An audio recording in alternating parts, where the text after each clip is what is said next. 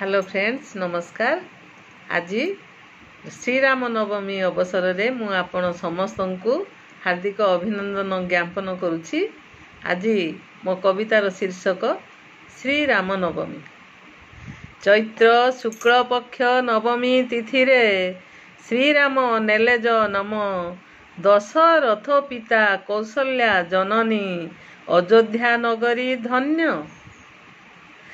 वशिष्ठ करिले नाम परिचय, राम नाम मनोहर, जेउ नाम धरी दस्यु रत्नाकर, साजिले वाल्मीकि बर। राम राज्य एक विशाल अरथ, जेउ राइजरे प्रजा, स्वच्छंदरे बास करी रहिथिले, उड़ाई रामंक ध्वजा।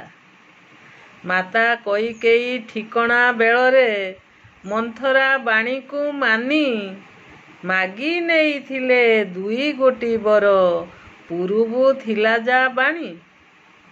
रामचंद्र गले पितृ सत्य पाली, 14 वर्ष वनवास, वाल्मीकि आश्रमे जन्म लभिले, लव कुश सीता सुत, गाइले रामचरितमानस।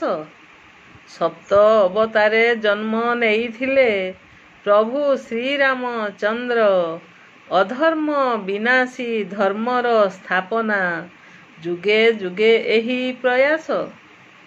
राम जन्मदिन अति आडंबरे, पालन करुछु करिबु, जेते दिन जाए सूर्य चंद्र तारा, दिशु थिबे आम भबु, पाळु थिबु आमे सबु, पाळु थिबु आमे सबु। धन्यवाद।